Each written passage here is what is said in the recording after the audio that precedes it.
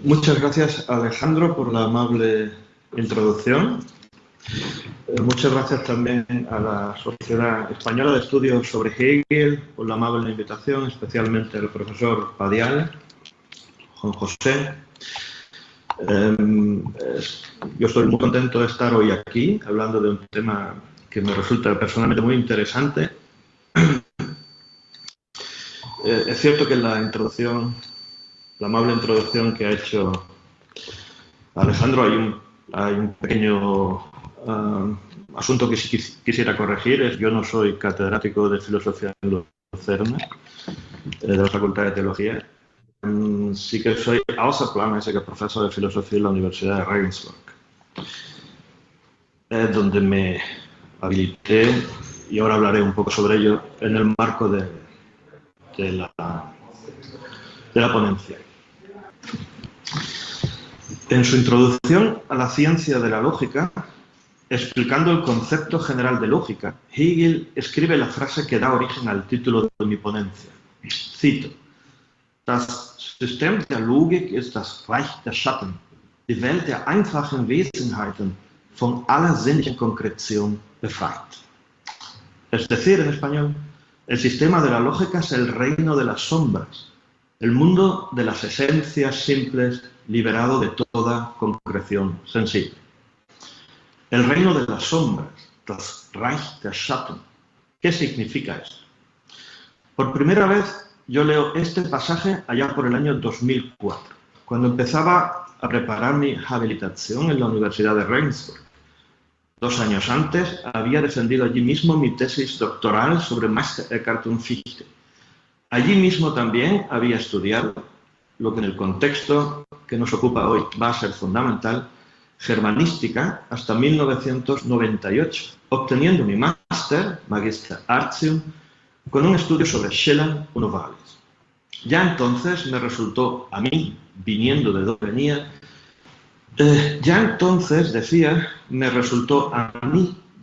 donde venía, evidente que Hegel estaba utilizando la expresión reino de las sombras en el sentido que Schelling había acuñado en 1795, es decir, solo 17 años antes de la aparición de la primera parte de la ciencia de la lógica. Lo, en mi opinión, sorprendente es que el pasaje citado, hasta donde yo alcanzo a ver, no se suele leer a esta luz. Permítanme mencionar un ejemplo, en mi opinión, fallido de interpretación del concepto sombra en el pasaje citado. Robert Pippin, profesor de filosofía de la Universidad de Chicago, publicó en 2018 un libro sobre la ciencia de la lógica justamente con este título: Hegel's Realm of Shadows, Logic as Metaphysics in the Science of Logic. En su explicación de conceptos shadows, Pippin no hace referencia alguna a Schelling. Cito: Hegel llega hasta el punto de recordarnos que la lógica es el reino de las sombras. Esto parecería implicar inevitablemente al menos una advertencia sobre las limitaciones de la lógica hegeliana. Una señal de que, por muy central que sea la lógica para todo lo que Hegel quiere expresar, sigue siendo una representación restringida y limitada de la autodeterminación del pensamiento. Un reino de sombras no parece un elogio, incluso parece, paradójicamente, un comentario vagamente autocrítico. Fin de cita. El desconocimiento del contexto histórico ha llevado aquí, pues, como voy a mostrar a continuación, a un análisis erróneo del concepto filosófico del texto. La importancia que la obra de Schelling juega en el desarrollo de la filosofía hegeliana es sobradamente conocida. Naturalmente, la estética de Schelling es aquí fundamental, particularmente sus cartas sobre la educación estética del hombre. Pero la influencia en modo alguno se reduce a esta obra. Posiblemente los pasajes filosóficamente más interesantes los hallamos en las lecciones sobre la filosofía del arte, Vorlesungen über Philosophie der Kunst.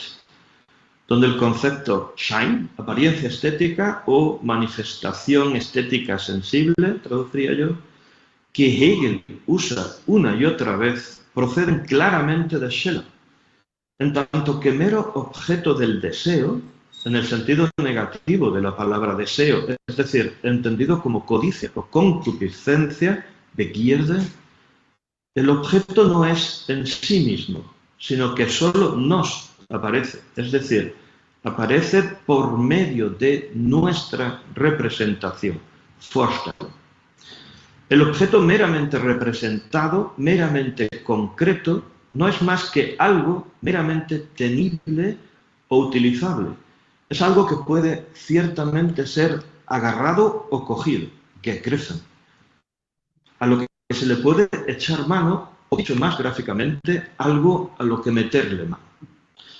Por contra, el Schein, en tanto que apariencia estética, deja ser al objeto en sí mismo.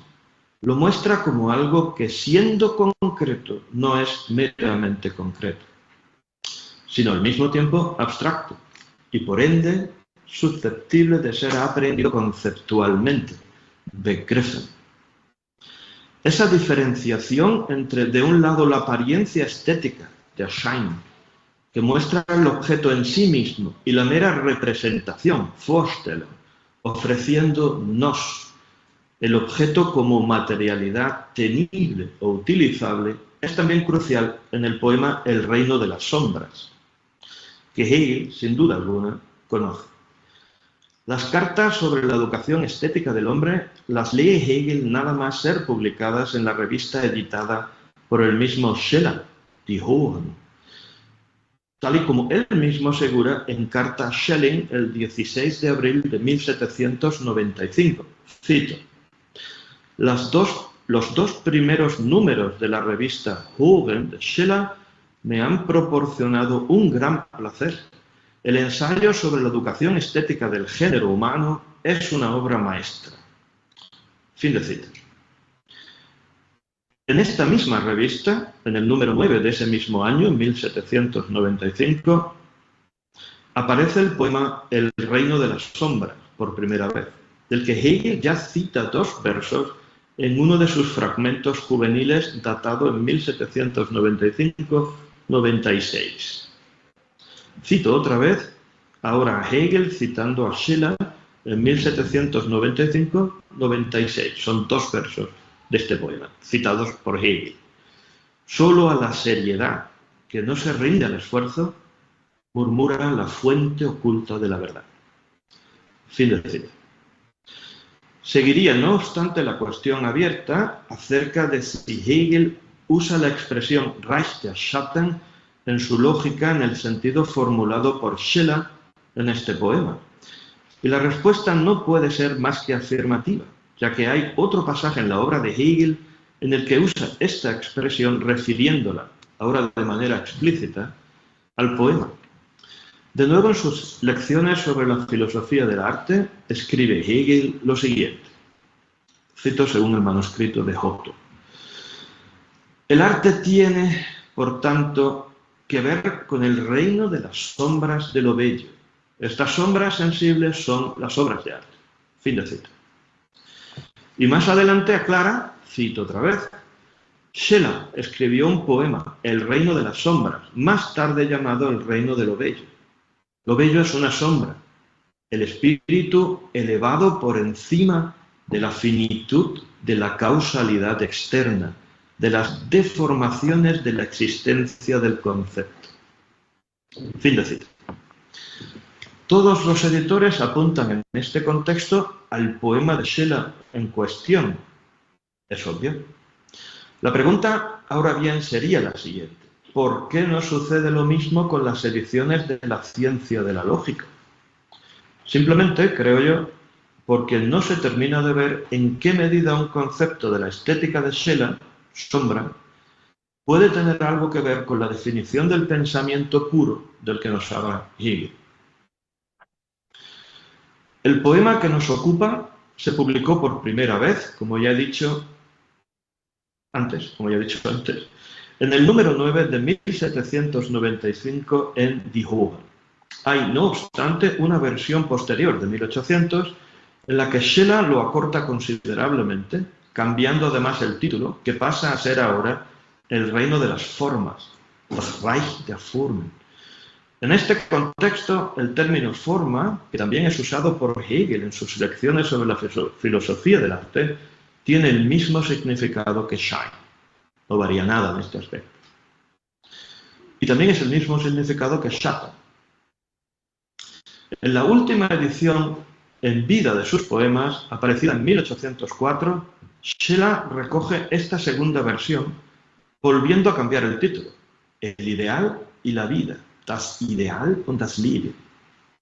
¿Por qué elimina Scheler no solo en el título, sino también en algunos de los versos del poema, no en todos, ciertamente, la palabra sombras? Su correspondencia con Humboldt muestra claramente que se debió al hecho de que esta expresión se había interpretado de forma incorrecta, refiriendo las sombras a las almas de los muertos en el inframundo de la mitología griega. Ahora bien, aunque el poema en modo alguno supone una reflexión sobre el inframundo de los muertos, a mí no me cabe la menor duda de que la elección de Scheler del término sombra debe ser entendida precisamente en este contexto.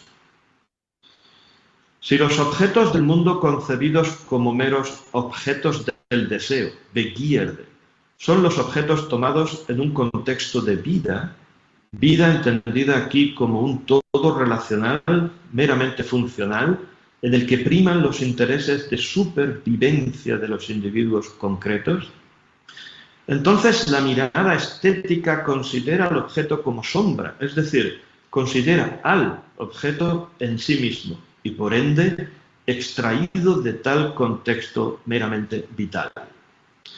Las sombras se refieren entonces al mundo de objetos desvivificados, desvitalizados, a un mundo de objetos que no son meros objetos, un mundo, por así decirlo, desreificado, desobjetivado.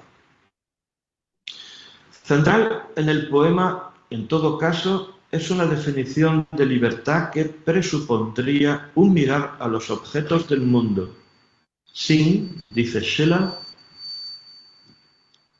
romperlos. Un mirar al jardín, dice, sin comer sus frutos. Se trataría, pues, de deleitarse en la flor, a saber, en el objeto en sí mismo, desobjetivizado, desvivificado, sin atender al fruto, consumible por alguien para algo. Cito. ¿Queréis ya en la tierra igualaros a los dioses, ser libres en los reinos de la muerte? No comáis del fruto de su jardín. Also brechet nicht von seines Gartens Frucht. La mirada puede deleitarse en la apariencia, Schein. Fin de cita. Los frutos del jardín no son reales en tanto que causa de placer para alguien o como meros instrumentos para algo o alguien, sino solo en sí mismos, es decir, vistos no en su materialidad consumible, sino en su forma contemplable o, si se quiere, admirable. Y es justamente tal objeto desobjetivado o desvivificado que como tal ni es meramente placentero ni meramente útil, sino bello, lo que Scheler denomina la forma, Form o Gestalt, la apariencia estética, Schein, o precisamente la sombra, Schatten, del objeto. Cito. La compañera de las naturalezas celestiales camina arriba por los campos de la luz, divina entre dioses la forma, Gestalt. Si queréis elevaros alto sobre sus alas, arrojad lejos el miedo de lo terrenal, huid de la vida estrecha y apagada al reino de sombras de la belleza. Fin de cita. La finalidad de la educación estética, y Ästhetische Erziehung, consistiría precisamente en el desarrollo de un interés indiferente respecto de la mera materialidad de los objetos en tanto que meras ocasiones u oportunidades para alcanzar algo distinto de lo que son en sí mismos. De un interés, pues, por la belleza del objeto en sí mismo, por la sombra del objeto. Educación estética supondría en este sentido el ennoblecimiento, Veredelung, del ser humano, su liberación de la saciedad característica del interés por el objeto en tanto que meramente consumible. La mirada noble no se interesa por el objeto en tanto que meramente tenible o disponible, sino por el ser mismo del objeto. No quiere tener, no quiere poseer, sino dejar ser. Incluso cuando posee, deja ser. Preguntémonos ahora cuál es el objeto de la lógica de Hegel. En el prólogo a la primera edición, Hegel se queja de que, a causa del miedo incitado por la crítica kantiana de la razón teórica, parece haberse consumado, dice, cito, la renuncia al pensamiento especulativo, que vendría acompañada, añade, por la convicción de que, cito otra vez, en la vida pública y privada la comprensión teórica resulta incluso perjudicial y el ejercicio y la formación práctica en general son lo esencial, lo único verdaderamente beneficioso. Fin de cita. Ahora bien, el que busca el valor de la verdad en lo práctico o en la eficiencia productiva es, nos dice Hegel, el entendimiento común, der gemeinen Menschenverstand. El adjetivo gemein debe ser entendido aquí en el mismo sentido en que aparece en la obra de Meister Eckhart y de Schelling. Grob und gemeine, es decir, vulgar, bajo, vil, ruin, zafio. Por tanto, como lo opuesto a edel, noble. Der gemeine Menschenverstand es, pues, en mi traducción muy libre, el razonamiento zafio. En el prólogo a la segunda edición insiste Hegel, poco antes de su muerte, acaecida una más tarde, en esta misma caracterización del objeto de la lógica. Se trataría, nos dice, de liberar las formas del pensamiento de lo material en que estaban inmersas en la representación, así como en nuestro desear y querer, convirtiéndolas con ello, cito, en objeto de consideración por sí mismas. Y añade Hegel, citando a Aristóteles, cito, solo después de que casi todo lo necesario, dice Aristóteles, y lo que pertenece a la comodidad y a las relaciones de la vida estuvo asegurado, se empezó a buscar el conocimiento filosófico. En Egipto, había señalado antes Aristóteles, dice Hegel, las ciencias matemáticas se desarrollaron tempranamente porque allí la clase sacerdotal se encontraba desde temprano en la situación de disponer de ocio. Fin de cita. El ocio, Otium, die Muse en alemán, como tal opuesto al negotium. Negocio es la negación del ocio, ¿no? Etimológicamente. El otium, como tal opuesto al negotium, es, pues, presupuesto fundamental para el surgimiento del interés desinteresado por el objeto en sí, por la contemplación del objeto en sí, teoría. Es decir, por la lógica, en tanto que ciencia especulativa. Especulo significa lo mismo que teoreo en griego, ¿no? Cuando cesa la necesidad característica de las relaciones basadas en el negocio, de las relaciones de la vida, dice Hegel, das Verkehr des Lebens. Entonces, en ocio surge la libertad característica de la verdad filosófica contemplativa, especulativa, lógica. Y yo añadiría metafísica, ya que la lógica en Hegel es lo mismo que la metafísica. Como se ve, es metafísica en el sentido aristotélico del término, ¿no? Yo creo que Hegel está más cerca de Platón que de Aristóteles, pero en estos pasajes Aristóteles es muy platónico, diría yo. Es sobre todo en la introducción donde Hegel se ocupa de exponer el objeto de la lógica. La tesis fundamental aquí es que el pensamiento puro no es algo meramente formal que recibiera un contenido concreto dado desde fuera. Se trataría, en tal caso, explica Hegel, de la posición característica del entendimiento reflexivo, de reflektierende Verstand, entendido aquí más bien como entendimiento reflectante, el cual, en tanto que tal, refleja el objeto de conocimiento, presentándolo con ello no como el objeto mismo en sí mismo, sino meramente en relación al entendimiento mismo, por tanto, deformado por la forma particular propia del entendimiento. El entendimiento reflectante se caracteriza justamente por lo que he llamado el razonamiento zafio, ya que meine Menschenverstand, traducción libre. A diferencia del razonamiento lógico, especulativo, metafísico, característico de la razón, Vernunft, referido a lo que es en sí mismo.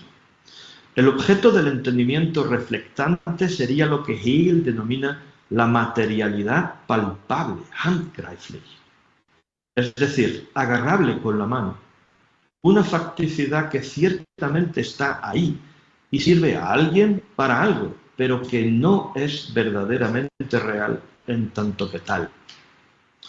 Y es aquí cuando Hegel se refiere al objeto del pensamiento puro como la sombra. Cito: el sistema de la lógica es el reino de las sombras, el mundo de las esencias simples liberadas de toda concreción sensible. El estudio de esta ciencia, la permanencia y el trabajo en este reino de sombras constituye la formación y disciplina absolutas de la conciencia. En él se realiza una actividad alejada de las intuiciones sensibles y de los fines determinados de los sentimientos y del mundo meramente objeto de la representación. Fin de cita. Y en un apartado final voy a referirme a la relación que todo esto tiene con la crítica de Hegel a la crítica kantiana al argumento ontológico. Están íntimamente relacionados y nos viene muy bien por el tema de las conferencias. A la luz de lo expuesto, es posible entender la refutación hegeliana de la crítica de Kant al argumento ontológico al comienzo de la ciencia de la lógica. La crítica kantiana estaría basada, dice Hegel, en su falta de comprensión de la identidad de ser y no ser que él, Hegel, defiende. Contra tal identidad, el realista argumenta de manera zafia. Cito, es Hegel citando la argumentación zafia del realista. Ser y no ser es lo mismo. Por tanto, da lo mismo que yo sea o no sea, que esta casa exista o no, que estas 100 monedas, táleros, estén en mi patrimonio o no. Fin de cita.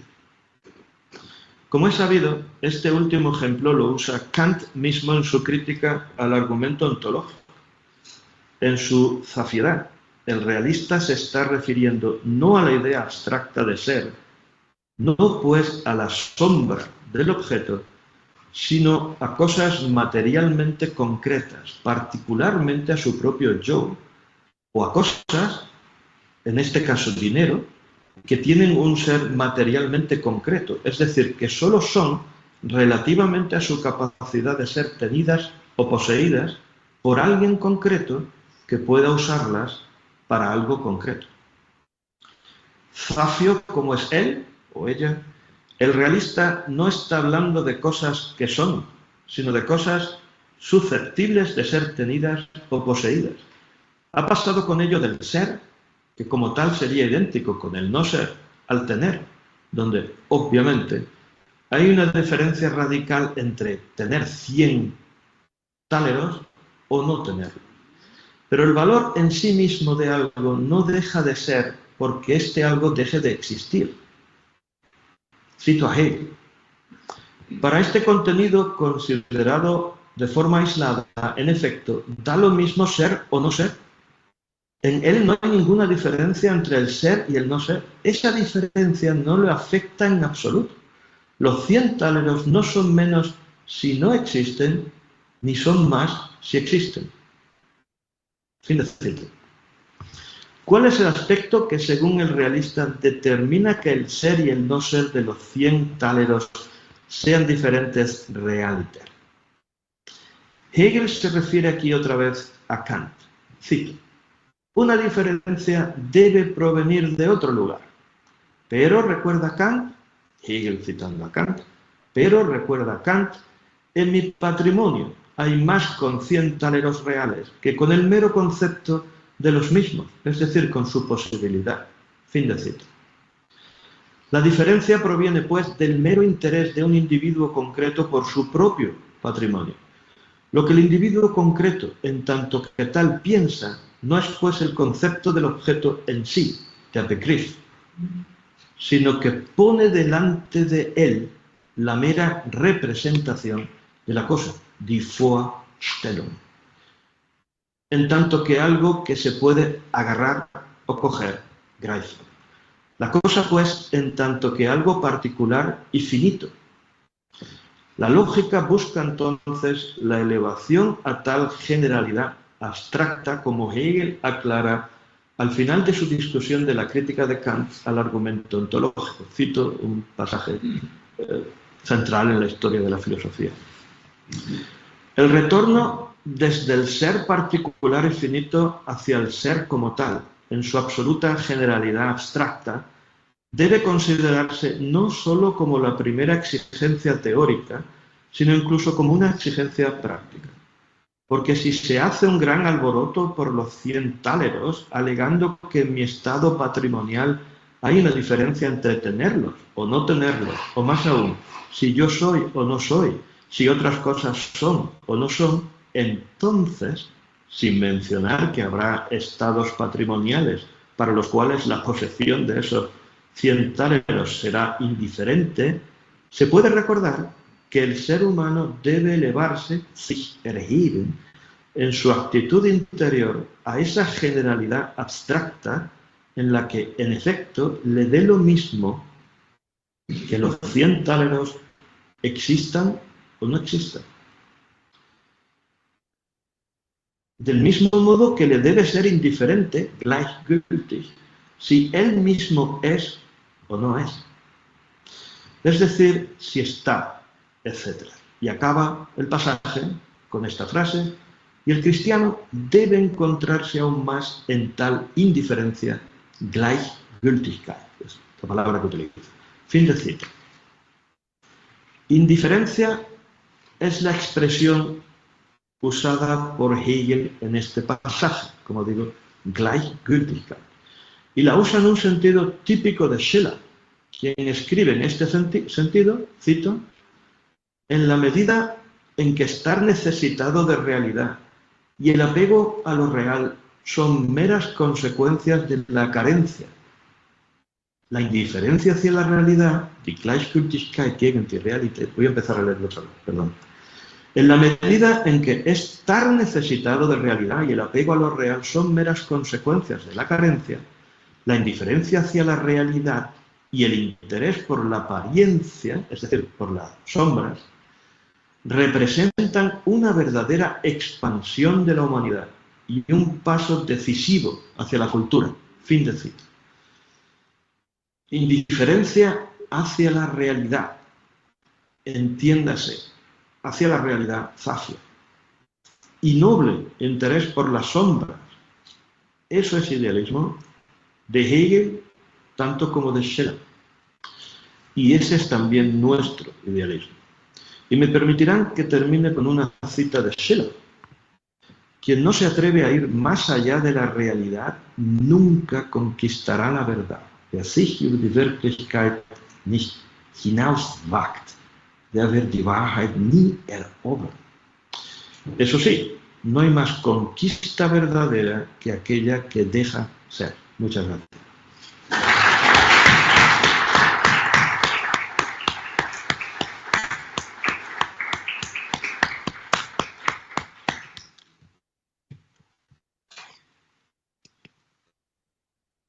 Muchas gracias, profesor. Realmente impresionante y nos hace reflexionar. Voy a continuación a abrir un turno de preguntas por si alguno de los presentes quisiera realizarle alguna cuestión. Sí.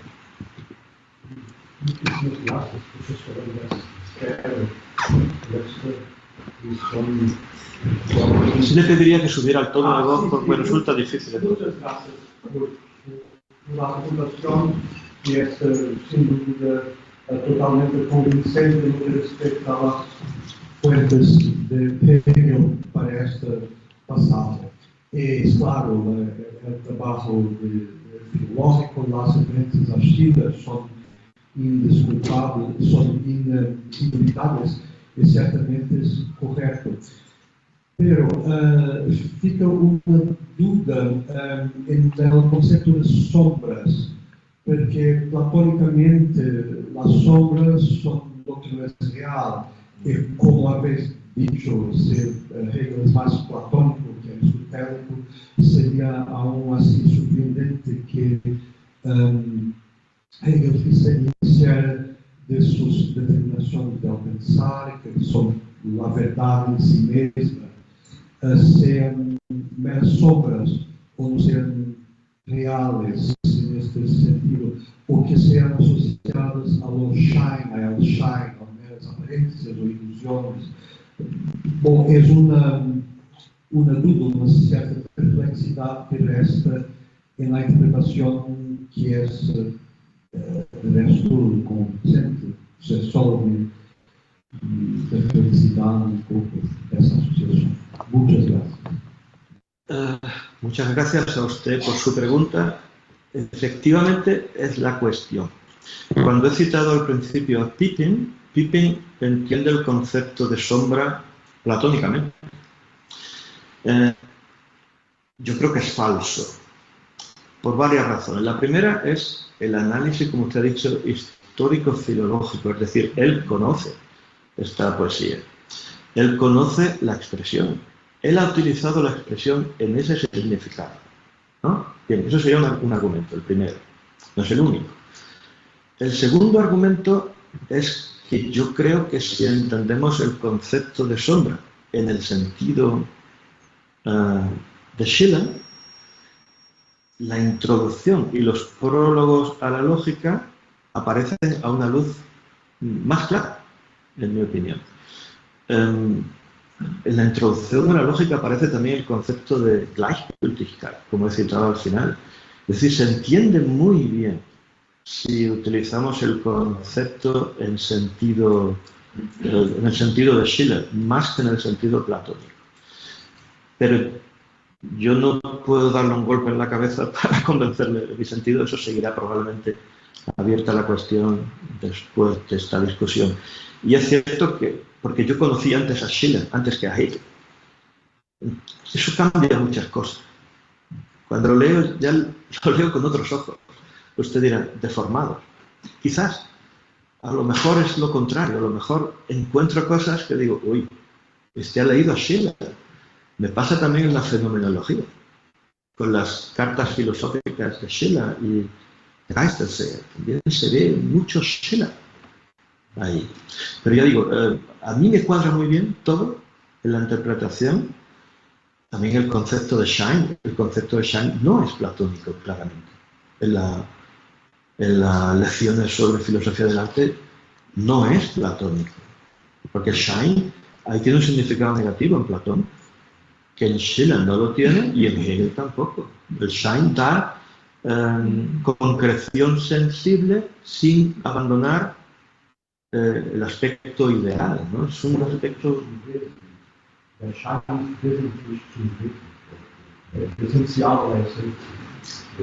un sentido positivo, ¿no? Que no encontramos en Platón. Pero ya digo, vamos a dejarlo abierto, tampoco tenemos que solventarlo hoy, ¿no?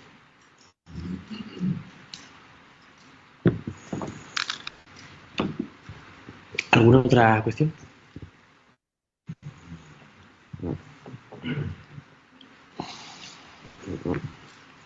Sí. Rafael. Muchas gracias por su presentación estupenda. Yo tengo una pregunta sobre la crítica de Hegel a Kant con respecto al concepto de ser. Me parece que en una parte esa crítica no es justa, porque Kant diferencia entre realidad, modalidad o actualidad. O sea, cuando Kant dice que el ser no es un predicado real, significa que 100 tálaros sí son actuales, pero no aumentan la realidad conceptual. Pero la existencia de los 100 tálaros, como te digo, aumenta el estado de riqueza. O sea, en este punto creo que Kant y Hegel están de acuerdo, no están de acuerdo que el ser es un predicado de actualidad, Tomás, no predicado que también puede ser negado y infinito. No sé si están de acuerdo. Tampoco voy a solventar la pregunta. Yo creo que son injustos con Kant, tanto Hegel como Schelling. Los dos lo critican en aspectos muy parecidos al que yo he dicho. Kant tiene, creo, cuando Kant se interesa por la existencia del objeto, no se interesa en este sentido de existencia zafia. Ellos lo leen desde una perspectiva casi práctica, casi moral, que es característica tanto de la metafísica de Schelling como de Hegel, creo yo. Y yo estoy seguro que ellos lo saben, pero les da igual. Ellos lo interpretan desde su perspectiva y desde su perspectiva queda divinamente que Kant, justamente Kant, ponga este ejemplo de los 100 táleros, ¿no? Para demostrarme que el argumento ontológico es falso, me dice, oye, que no es lo mismo que tenga 100 táleros más que menos, ¿no? Entonces a ellos eso le encanta. Porque dicen, ves tú, te interesas por la existencia como aquello que se puede tener. Pero usted tiene razón. Es decir, defender a Kant no sería en modo alguno imposible. También le digo que yo creo que a ellos les da igual. Adiós por allí. Diego.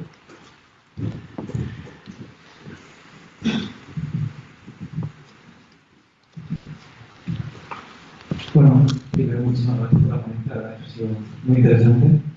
Y yo quería preguntarte, porque me ha resultado particularmente interesante esto del entendimiento reflexivo o reflectante, porque en Kant el entendimiento es precisamente lo que para la reflexión al ponerle un concepto, y este entendimiento de lo reflexivo como reflectante, precisamente como si fuera, también me parece una confrontación interesante con Kant, y me preguntaba si podía hablar un poquito más en ese choque que se encuentra entre los autores. Yo podría decir algo al respecto, pero es muy parecido a lo que le he dicho a su compañero. Es decir, cuando Kant habla de la reflexión y del entendimiento reflexivo, que es como se suele traducir, en modo alguno tiene en mente lo que yo acabo de exponer aquí. Imagino que habrá gente que diga, bueno, Hegel tampoco. Yo creo que sí. Yo creo que sí. Hegel juega muchísimo con el lenguaje. Detrás quizás de Platón y del maestro Eckhart. Yo incluso diría mucho más que Schelling. Schelling es más serio. Schelling dice algo, ya lo ha dicho. Hegel juega muchísimo con el doble significado de las palabras. Yo creo que aquí está jugando con eso. El entendimiento se podría poner en relación con Kant. Vale, en Kant el entendimiento forma el material sensible y lo, ¿cómo se dice? Vermitteln, lo pasa al conocimiento, ¿no? Es decir, es el primer paso para conocer la realidad, mientras que él dice, no, el entendimiento, al darle su propia forma, deforma el objeto. Para conocer el objeto no hay que hacer nada. Hay que quitarse del medio y dejarlo ser. Y en ese quitarse del medio y dejarlo ser, objeto y pensamiento coinciden, que es lo que él dice. Es decir, otra vez creo que son injustos con Kant, pero también creo que le da igual. No sé. Profesora Americano Paredes.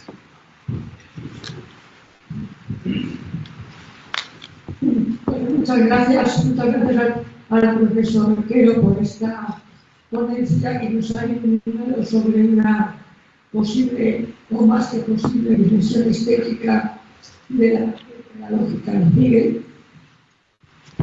Yo quería preguntar sobre este reino de las sombras que siempre me ha causado gracia ante mi ignorancia, ciertamente, si en el contexto en que usted lo ha presentado también se podría introducir una dimensión de lo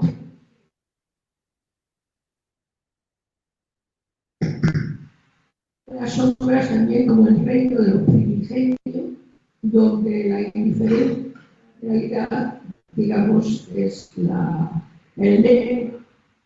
lo filosófico.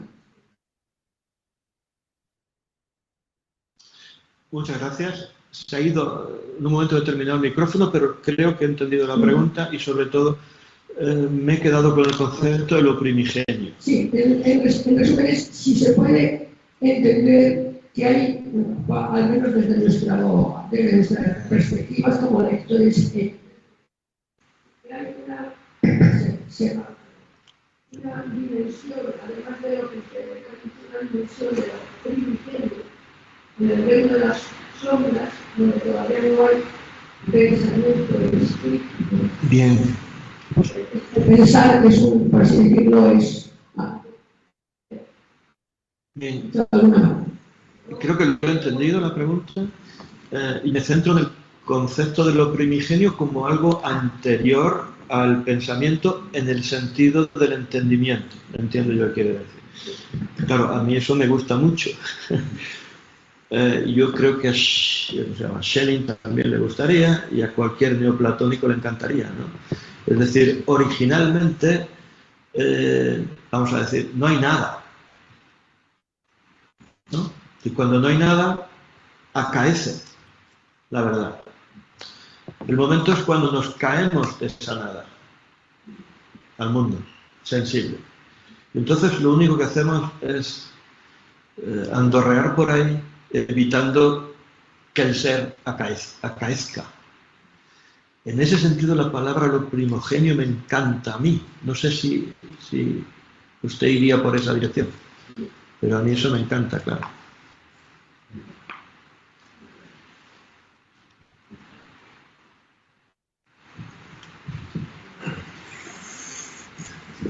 Sí. Yo quisiera sinceramente decir por su bellísima conferencia, la verdad que me ha hecho una verdadera interesante, muy subjetiva, muy profunda, muy bella. Tiene que subir la voz, si no me cuesta mucho. Sí. Ahora se escucha, pero Sí, tiene que mantener a ese tono, sí, si no se va. estoy un poco difónico con, digamos, el cambio de su hemisferio afectado por las. Me parece muy subjetiva en lo personal, estoy muy interesado en la crítica hegeliana, me parece muy iluminadora su interpretación, digamos, del reino de Origen, el reino de las sombras. La verdad es que no había escuchado a menudo esta interpretación de Ashland. Creo, como parte de su opinión, me parece absolutamente convincente su punto de partida, en el sentido de que no solo su explicación resulta mucho más clara respecto de cómo entender la sombra, sino que también en el sentido de que de otra manera nos quedamos un poco sumidos en esta perplejidad que reconoce Hegel, o sea, que era como algo un poco contradictorio, un poco autolimitante o autorrestringido.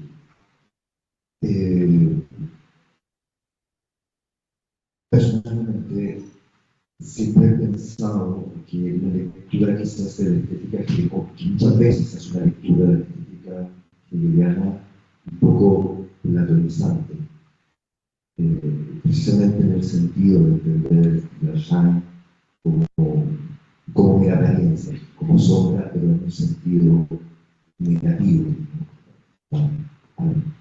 Así como Platón, un modo platonizante. Me parece muy innovadora en este sentido su conferencia. También estaba pensando en esta frase de la ficción, que si lo dice Mussolini de la ciencia lógica, que también está presente precisamente en los manuscritos del curso de Rineses sobre estética. Mi única duda, no lo hago como de crítica, sino un poco para entenderlo, es esta contraposición entre esta apariencia estética desinteresada por la realidad del objeto y la mera representación de Feuersperr. ¿En qué sentido? Tengo la dificultad en el sentido de que la Feuersperr finalmente en medio del segundo momento del espíritu absoluto de la religión como sabe. Entonces, ¿cómo podríamos explicar, digamos,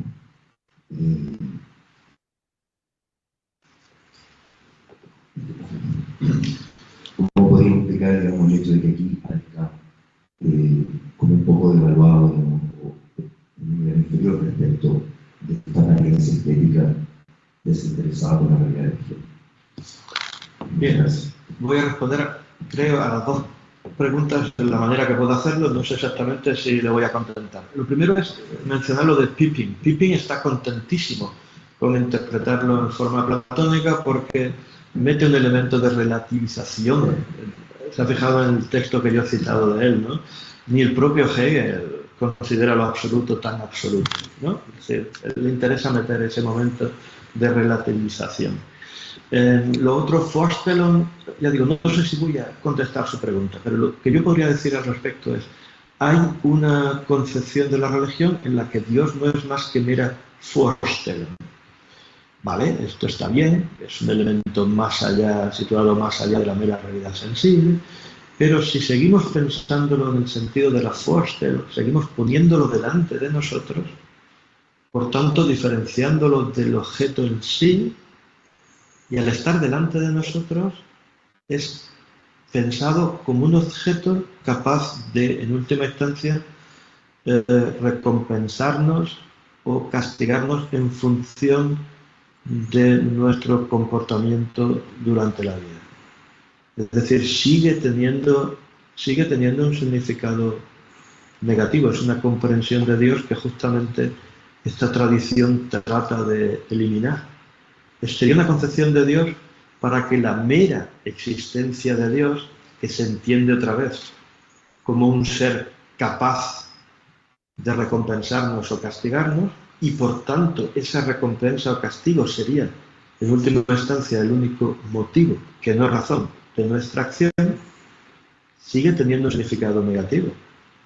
Habría que prescindir de la existencia de Dios. Espero que se entienda esto. Eso no quiere decir postular que Dios no existe. Significaría afirmar que si Dios existe o no existe, su divinidad no dependería de su mera existencia. No sé si me explico. Y entonces ahí la representación seguiría teniendo un significado negativo. Según la interpretación de la apariencia estética de Grasham, no podría entenderse no podría entenderse como apariencia esencial, como apariencia verdadera. Es decir, como Grasham representa en algunos manuscritos de estética donde aparece esta determinación, pero digamos la definición sobre estética como así que decir que Jean podría pensarse así, ¿no? Sí, él utiliza la palabra Erscheinung. Claro, otra vez no es en sentido ni platónico ni kantiano. Sería, yo diría, en sentido casi de Husserl, ¿no? Como luego lo encontramos en el fenómeno.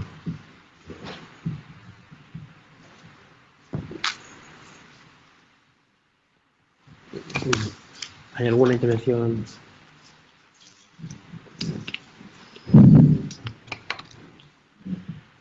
Muchas gracias por su presentación. Quería hacer una pregunta relativamente puntual que tiene que ver con el debate de la recepción de la lógica de Hegel. Confieso que es una pregunta un poco de, digamos, de doxa, no tanto de episterio, porque no tengo tanto conocimiento al respecto, pero, digamos, usted criticó la interpretación de Pippi, porque es una interpretación más platónica. La que me interesaba, si pudiera discutir, es la de Teunissen, porque si no me equivoco, Teunissen en Leibniz tiene esta interpretación negativa del concepto de Gleichgültigkeit, y difiere de una interpretación de la lógica de Hegel y de la función crítica, digamos, de la lógica de Hegel, que la relaciona más bien con un concepto de comunicación, si no me equivoco, y esto lo contrapone un poco la idea de Gleichgültigkeit, pero como usted lo mencionaba, digamos, su interpretación de Schiller, Gleichgültigkeit tiene más bien ese sentido positivo del desinterés, contemplación, teoría, etc. Entonces, sí, con casualidad pudieran, digamos, discutir eso me interesaría mucho. Bien, a Teunissen en concreto no voy a referir porque no conozco el libro de la interpretación. Pippin, a lo mejor no lo he mencionado, Pippin es un autor analítico, ¿no? Bien, habría dos aspectos. Se puede criticar mi interpretación o cualquier interpretación del concepto de Gleichgültigkeit, o se podría también interpretar el papel del concepto de Gleichgültigkeit dentro de un sistema filosófico.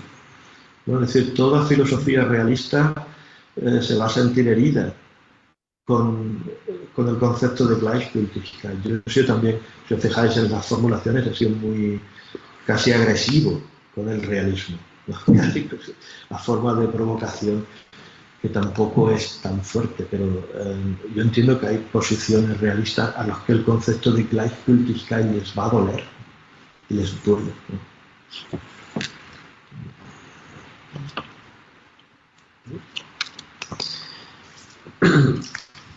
Yo tengo también o quisiera hacer una consulta, una intervención. Bueno, en primer lugar, a mí me ha parecido, lo decían aquí nuestros colegas, muy convincente. O sea, yo he quedado muy convencido de la interpretación que aquí se ha sostenido, y dándole vueltas mientras usted hablaba, me parece que más convencido iba quedando cada vez más, ¿no? Ahora no sé ni siquiera cómo podría pensarse de otra forma, en el siguiente sentido. Tiene que apagar para que no... a mí me parece que existe una diferencia muy evidente entre el sentido de sombra en Platón y la lectura que usted nos ha ofrecido a partir de Chile, y que me parece ahora mismo, pero no sé, yo voy a permitirme hacer una especie de comentario y usted me corrige si lo he entendido mal. Pero en el caso de Platón, las sombras tienen que ver con el conocimiento que tenemos del mundo, ¿no? Porque en Platón, como sabemos, el mundo que podemos conocer, este mundo de la doxa, el mundo sensible, es un mundo en el que de hecho no hay nada que conocer. Eso es un aparentemente conocimiento. El conocimiento está fuera del mundo. El conocimiento tiene que ver con salir de la caverna, y ahí encontramos luz. O sea, en el mundo sensible lo que tenemos es desconocimiento en realidad, o opinión. Pero es que aquí Platón utiliza un término, yo ahora no podría recoger la cita tal cual de memoria, pero Platón en griego, esto en la traducción al español lo tenemos perdido, pero en griego utiliza el término fenómeno. Platón dice que es un mundo fenoménico, utiliza el término fenómeno porque se está refiriendo al mundo tal y cual, el mundo tal y como se nos muestra. Dice, pero es que ahí no está el conocimiento. El conocimiento está fuera, es lo que hay que pensar, más allá. Pero en el caso de Hegel, él se mueve en otro contexto, que es el contexto kantiano.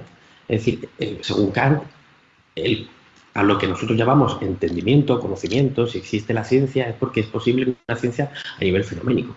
Los juicios sintéticos a priori tienen que ver con nuestro entendimiento acerca de las cosas del mundo.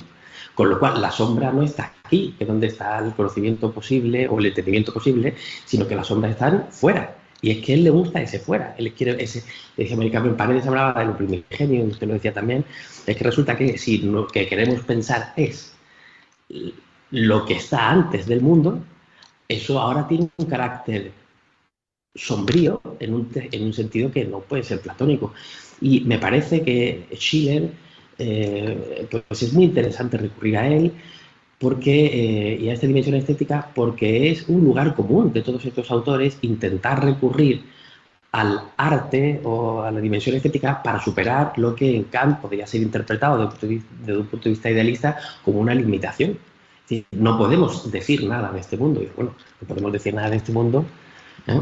Vamos a ver si podemos decir algo. Yo creo que tiene un sentido más de esfuerzo por pensar, ¿no? Lo que ahora, lo sombrío, habla de la nada, habla de la anterioridad, pero que eso sombrío ya no es, o no tiene el sentido del idealismo platónico, ¿no? Yo creo que tiene ahora un sentido más en la línea de la que usted lo defendía. No sé si he entendido bien y si esto lo parece correcto. Sí. Has utilizado la palabra lo sombrío, que puede sonar un poco negativa, pero a mí me encanta. A mí me encanta. Eso es algo que me he quedado con eso. Lo sombrío en un sentido positivo de la expresión, ¿no? Estaba pensando en Novalis, los himnos a la noche, ¿no? Que es salirse fuera del reino de la luz.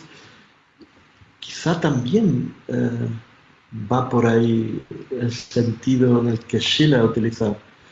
Claro, Schiller era más amante de la luz que Novalis, por ejemplo. Por eso quizás no. Pero a mí me gusta lo sombrío. Ya has hecho una excelente referencia del tema con relación a Platón, la diferencia con respecto a Kant, y cómo ellos... Yo sigo pensando, a pesar de haber insistido más en las citas de Aristóteles al principio de la lógica, sigo insistiendo en que a mí me parece más platónico, es decir, no en las formulaciones, no en el uso del concepto en este caso, pero en el pensamiento me parece Hegel está más cerca de Platón que de Aristóteles. No sé si...